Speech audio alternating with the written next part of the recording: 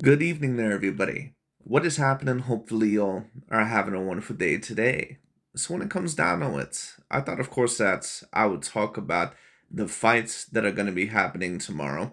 And this is going to be my final fight preview, my final fight analysis, my final fight breakdown, and my final fight prediction or my final fights predictions because, of course, this is going to be mainly a triple header.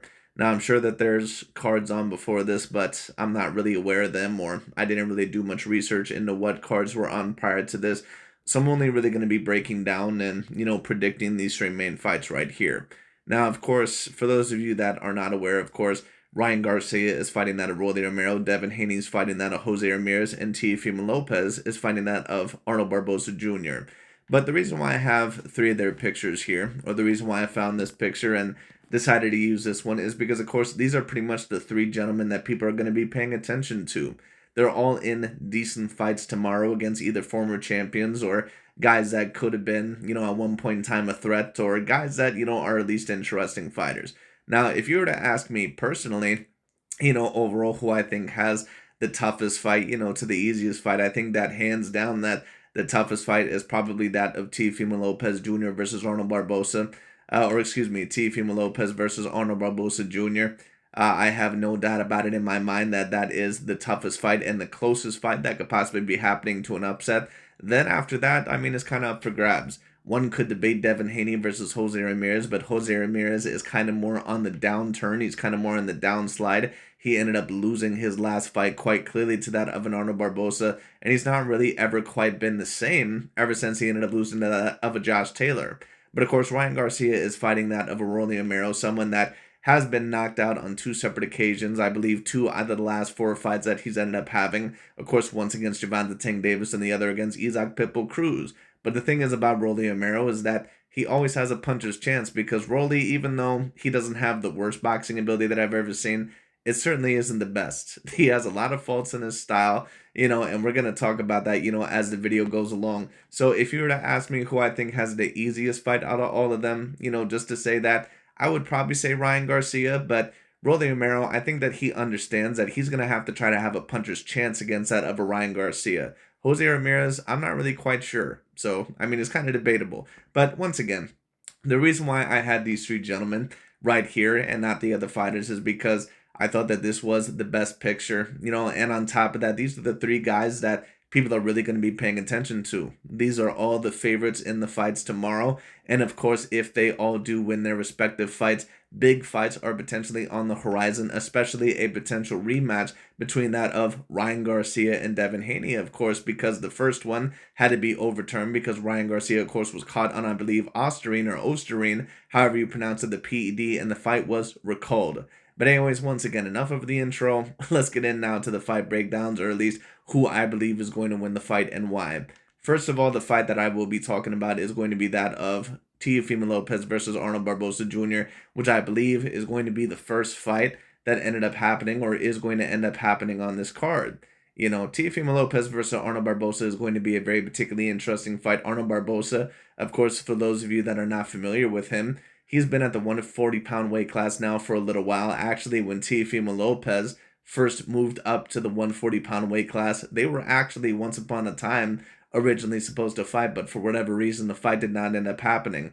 Possibly, of course, because maybe Teofimo Lopez or Bob Arum, they seen Arnold Barboza too much as a threat at the time for the experience that Teofimo Lopez would have had at 140.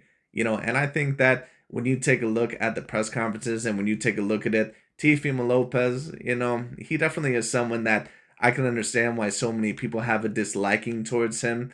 He definitely comes across as very brash and, that regular kind of Bronx or Brooklyn, New York mentality where, they pretty much just always talk trash to talk trash. And, when they do end up losing and not doing well, they pretty much make excuses.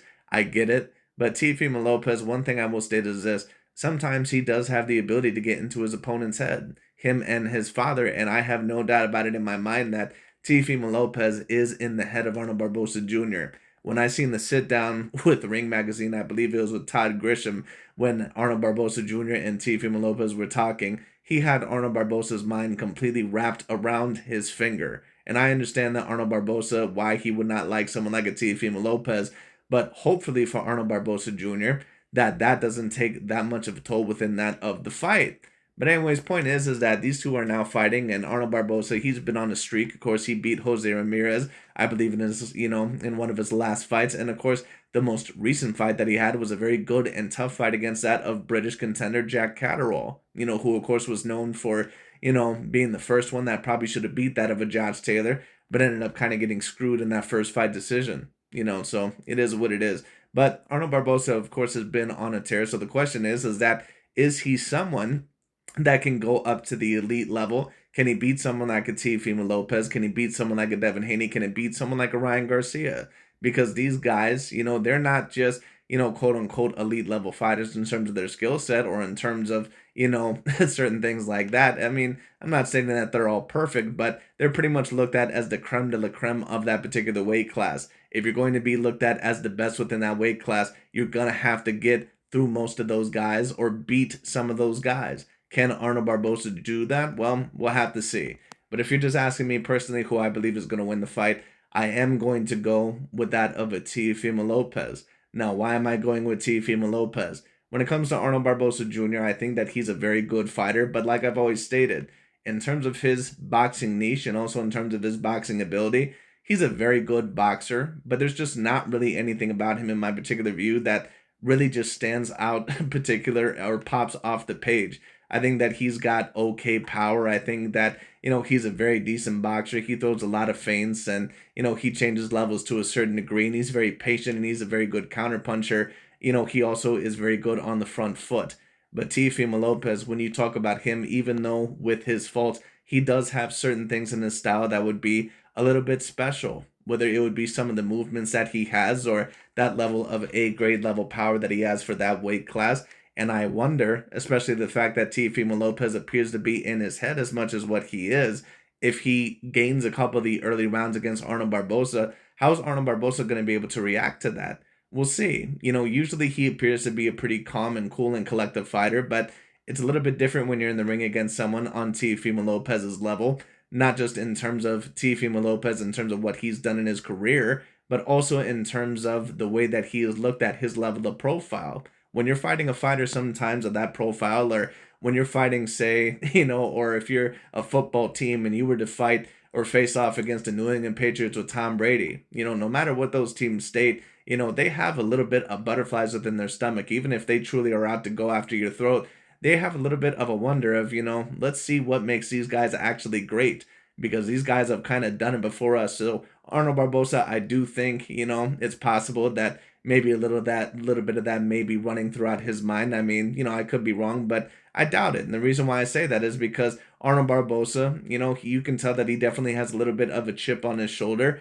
And that, even when he stated that he thought that this should be the main event, Arnold Barbosa is one of these guys that believes that they should be the main event just because they have the most competitive fight. That's not how that's not how sports work. You're the main event, especially in a fight when you're the biggest gate attraction. And Ryan Garcia is the biggest attraction on this card. But point being is that Arnold Barbosa, I think, is a very decent boxer, but I don't really know if he beats Teofimo Lopez in anything, to be quite honest with you. I think that Teofimo Lopez definitely has his flaws in his style. Sometimes, he needs to change levels. Sometimes he definitely could be more defensively responsible. And if you force him to be on the front foot, a lot more times, he definitely seems to have a way bigger problem setting up his offense. But I mean, the thing is that, just in my view, the way that I see this fight going down, I think that Teofimo Lopez, that he will start off with the jab. I think that he's going to land or start off landing more significant strikes than that of a Arnold Barbosa. I think that if you were to ask me whose offense is a little bit more varied between the two, I would have to say Teofimo Lopez. I think that he's probably a better counterpuncher. I think that he's someone that can affect Arnold Barbosa more than what Barbosa can affect him in terms of his power or in terms of his speed. And I think that they're around the same size in terms of length and also height. Maybe Barbosa has a little bit more height and reach. I'm not sure. Because Teofimo Lopez is not someone that is super lengthy. I think that he only has about a 69-inch reach or something like that. Maybe even a little bit smaller than that. But, at the end of the day, once again, I just don't see it affecting Teofimo Lopez to that great of a degree. I think that the fight will be competitive in spots. I think that more than likely this could be an 8 rounds to 4 fight. I more than likely see Teofimo Lopez beating that of an Arnold Barbosa by that of a unanimous decision. about 8 rounds to 4. Now, that being stated, if Arnold Barbosa ended up winning this fight, would I be shocked? I wouldn't be shocked, because Teofimo Lopez definitely has shown, some, faults in the past. He's definitely shown, kind of a lot of holes within his game.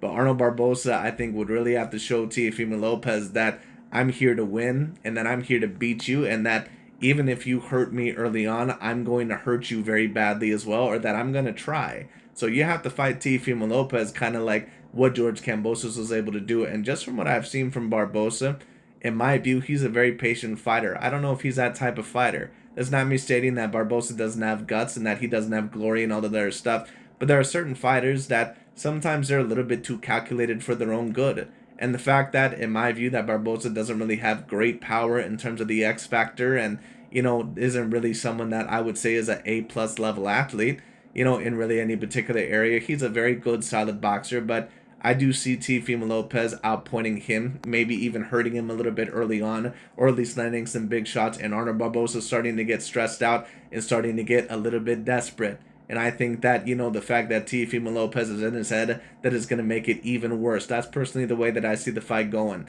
And I think that Arnold Barbosa, at times, that he's going to have to throw more than what more than likely that he's willing to do. He's a very patient fighter, which of course can be a very great virtue, but in certain fights it also can be a very big negative. It can be something that will end up losing you the fight. And Teofimo Lopez is not always someone that throws the most amount of punches either. So really what this fight is going to come down to is who has the better jab and also who has the better counter-punching ability. And I'm going to go with Teofimo Lopez by a little bit. Now, what I will state is this. Sometimes Teofimo Lopez's jab is a little bit off. Sometimes his jab is not always the best, or it's not always the most varied. But I do assume that more than likely that he will pull his best game out tomorrow. So we'll see what ends up happening. But both fighters are going to have that stabbing jab to the body very early on, change levels, throw certain feints, and whoever ends up biting on more feints more than likely could end up winning this fight. But I think that this is about a 65-35 fight. I have it in favor of Teofimo Lopez. Could even be 60-40. I have it in favor of Teofimo. But if Arnold Barbosa ended up winning the fight, wouldn't be shell-shocked because we've seen Teofimo Lopez in trouble before.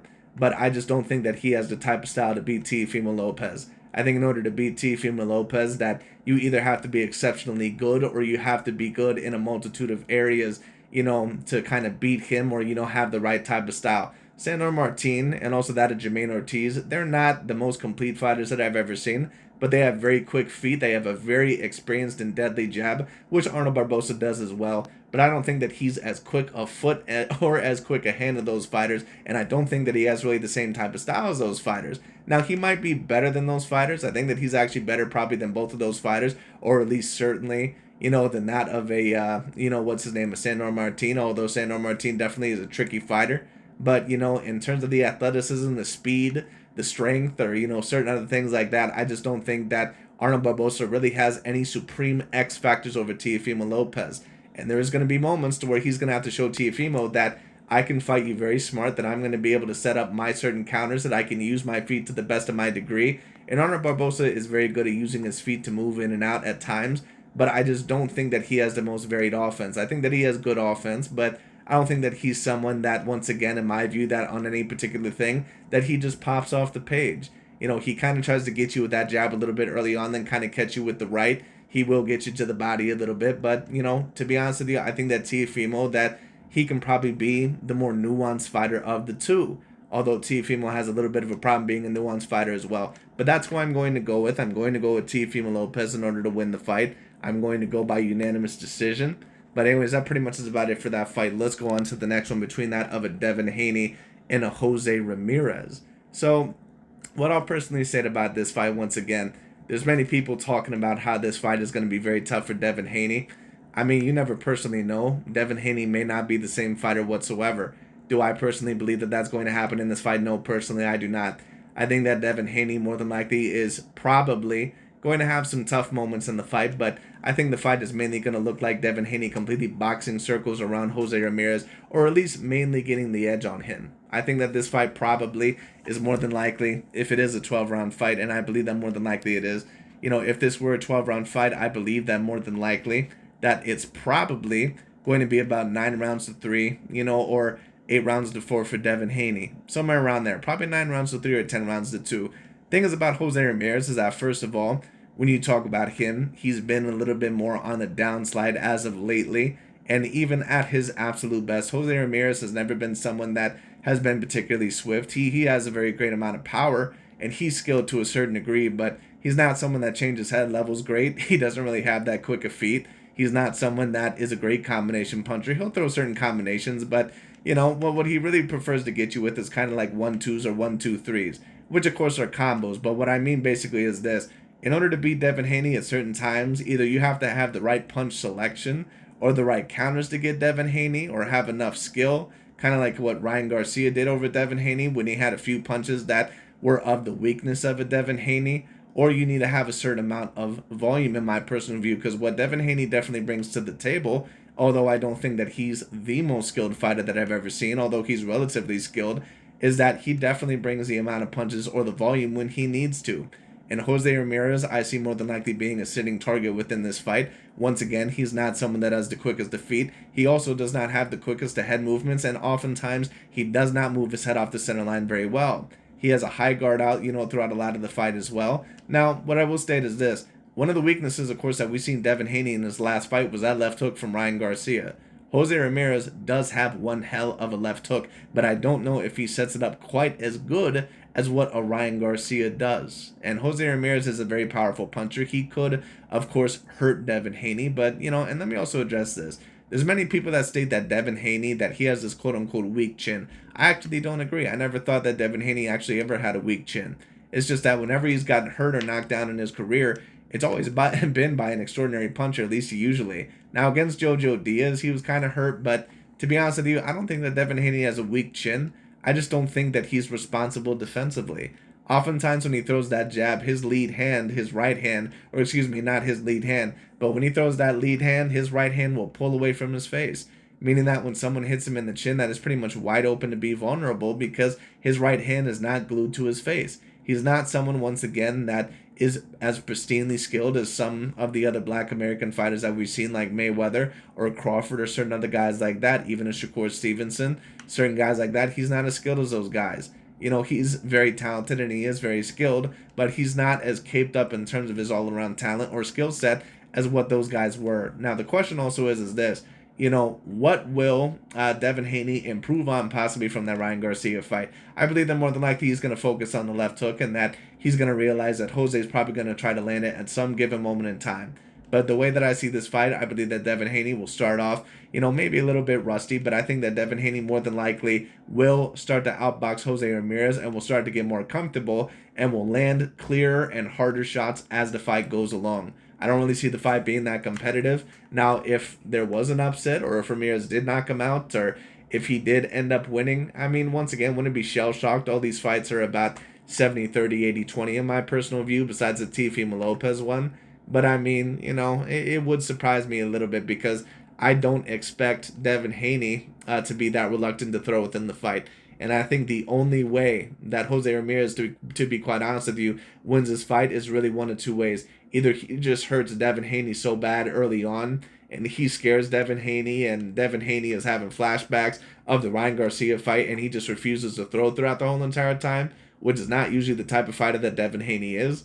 Although, of course, he really didn't have a choice against Ryan Garcia. He tried to throw. It's just, with a fighter of his own same length and size, and someone that also had very great athleticism, like A-plus level athleticism and speed and power, and someone that also had skills, he, of course, really didn't have an option. He pretty much got hit, at certain times at will within that fight. I don't know if Jose Ramirez is going to have that same ability. He has nowhere near the hand speed of a Ryan Garcia, and he's also someone that, in my view, is just not quite as talented. Maybe once upon a time, but he's on more of a downward spiral in his career. So we'll see what ends up happening. But I think that Devin Haney, that the only way that he really loses is if Jose Ramirez actually knocks him out, or knocks him down 3 separate occasions, or if he hurts him very badly in the early round and Devin Haney just gets on his bicycle, and he just doesn't throw throughout the whole entire fight and pretty much just ties up. Do I see that happening? More than likely not. But we'll see. You never know. You never know how a fighter reacts. But I see Devin Haney more than likely winning this fight. And by, I don't think he wins by stoppage, but I think that he wins by a clear, unanimous decision. in my personal view. So we'll see what happens. I believe that jab and I believe that right hand is going to be landing a lot. I think Jose Ramirez, that he's going to be hitting air throughout a certain amount of the time, but I could be wrong. We'll see. But anyways, we'll see about that. But Jose Ramirez also is someone that, although he can be active here and there, he's not someone that throws the greatest amount of volume either. He's someone that at times kind of relies on accuracy, and he's someone that relies on little combinations or 1-2s here and there, and then he kind of backs off, and may reset. So and on top of that, with Devin Haney, in my view, clearly having the quicker feet, I think that more than likely that it's going to go within his favor. Now, according to Jose Ramirez, he's worked on being lighter on his feet and quicker, with that of the Garcias, trained by Robert Garcia. So we'll see if he's improved within this fight, but I just doubt it. I think that more than likely that Jose Ramirez is going to get completely outboxed within this fight, but we'll see. We'll see. But anyways, that's pretty much about it for that. I have him by unanimous decision. I'm going to assume probably about 10 rounds to 2, in my view, but we'll see. Now, let's go to the final fight, which, of course, is going to be between that of Ryan Garcia versus that of Rolly Romero. Who do I personally think is going to win the fight? I am going to go with Ryan Garcia by that of a stoppage. I think that more than likely that he can stop Rolly Romero. I mean, honestly, he can probably stop Rolly Romero within the first few rounds, but I think that is going to take Ryan Garcia a little bit of time because Ryan Garcia is not a flawless fighter either.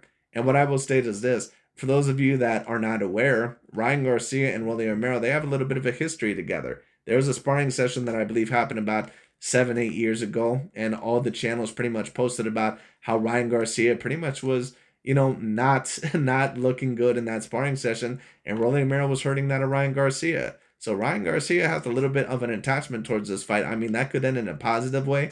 That can end in a negative way. He could get the knockout very early on and be a little bit motivated. He may run into something, or he may be a little bit too tentative to throw unless it's the perfect shot. And one thing I will say about Rolly is this. Rolly definitely is not a sharp boxer. He's someone that can box to a certain degree, but he has a lot of flaws. His stance is very wide at times. He doesn't change levels whatsoever. He advertises and overextends a lot of his punches, and he's someone that, to be quite honest with you, cannot fight really great in a whole multitude of ways. He's a guy that pretty much is either going to come forward and try to set you up with that right hand either to the body or up top, or he's going to wait for you to throw certain punches back up a little bit and then hit you with that right hand and try to set you up with that. Rolly Romero really doesn't have much more nuance, or that much more diversity to his offense. We all pretty much know what he's going to do. But what I will state is this, is that he has enough nuance, at least with some of those couple of attacks, and he has definitely enough power to where if he hits Ryan Garcia or knocks him down early, to where an upset could potentially happen. And Rolly Romero, of course, with that sparring session at one point in time, I mean, things have probably changed, of course, but Ryan Garcia definitely is thinking about that a little bit in his head. But that being stated, I do think that Ryan Garcia will win that of this fight. I think that he'll win by that of a knockout. I think that more than likely he's going to catch him eventually with that left hook or a good right hand. And Rolly Romero, although he has a pretty good chin, because although of course he got knocked out by Gervonta Tank Davis, he took a hellified ass whooping for several rounds against Isaac Pitbull Cruz, and really, withstood that punishment. So I give Rolly Romero a great amount of credit, for, having a decent chin and being a very decent athlete. But I think that, his chin is just too high up in the air. Oftentimes, he fights very straight. He's someone that advertises a lot of his punches, and he's going to be in the ring against someone that is lengthier than him, taller than him, someone that, debatably has just as much, if not more power than him, and someone that, in my view, can set up his offense a little bit better, although Ryan Garcia, of course, has limitations to his offense. But it's going to be very particularly interesting. But I have Ryan Garcia by that a knockout, probably somewhere around rounds 7 or 8, or rounds anywhere from round 6 to 8. Probably around 6 or 8. I think that was 6 or 7, excuse me. Probably anywhere from around 6 to 7. That's what I personally predict. But those are my 5 predictions. I have Teofimo Lopez winning that fight by unanimous decision. I have Devin Haney definitely winning by unanimous decision. And I have Ryan Garcia winning by that a knockout or TKO. Probably around, somewhere around the middle rounds. 6, 7, 8. Wouldn't shock me if it was a little bit earlier. But I think that Ryan Garcia, more than likely, that he's going to see something, or that, he might be a little bit tentative at first, especially because this is Rolly Romero and they have a little bit of history, so don't be surprised if Ryan Garcia gets caught early and, potentially, he may kind of fold a little bit, or not fold, but, he may become a little bit more tentative to throw. And Ryan Garcia's also got his own issues as well. He's got to be careful. You can't be doing this, turning his back to his opponent shit, And Ryan also, has his chin wide up in the air a lot of the times, but I think he'll be able to get away with it more than that of a Rolly because he's the taller and lengthier fighter, and he also just has as much power, if not more power than Rolly. So we'll see what ends up happening. I also think that he uses his feet to a better degree and has quicker and better feet than that of a Rolly Romero and a better stance. But we'll see what happens because Ryan needs to be careful because sometimes he'll let a fighter kind of get too close within range. He'll be holding his lead hand out there, kind of holding it in their face, which of course can be okay, but you got to kind of mix it up a little bit or not hold it out there for too long, especially within range, because if you do that for too long, although most fighters don't know how to react to it, a fighter that is experienced enough will just throw an overhand right or an overhand over the top because your chin is right there and more than likely your head is not moving. So once again, he's got to be very careful with that. If he's going up against the ropes, be careful not to just go straight back in a straight line and have your chin wide out in the air and use your arms, kind of, pushed out just for a complete defense. Make sure to keep your hands up, tie up when you need to, and make sure that Rolly is out of your zone because that's where Rolly's going to have the advantage. He's going to have the advantage if you either overextend punches stupidly or advertise your offense, or if you allow him to get inside and bully you, and if he stays inside for too long. So we'll see, because Rolly could land something early, and he could potentially give Ryan some trouble. But that's pretty much what I see from these street fights. I assume that Ryan Garcia, that it might be a little bit tentative and a little bit competitive, in the first part of the fight, but I assume eventually he's going to catch him with something and knock him out. I assume that Devin Haney is going to win by complete unanimous decision, and I believe that Teofimo Lopez also will win by that unanimous decision. I believe that the most competitive fight is either going to be either Rolly Romero versus Ryan Garcia or Teofimo Lopez versus Edson Barbosa.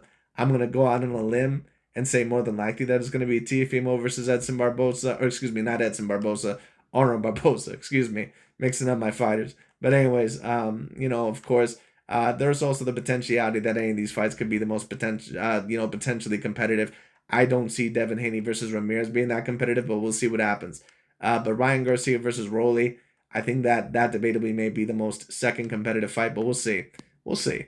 But anyways, that pretty much is my prediction for these fights. Thank y'all so much for watching. We'll see what happens. I may even go live tomorrow, but let's see. But anyways, that pretty much is about it for today. Thank y'all so much for watching, and I'll talk to y'all later.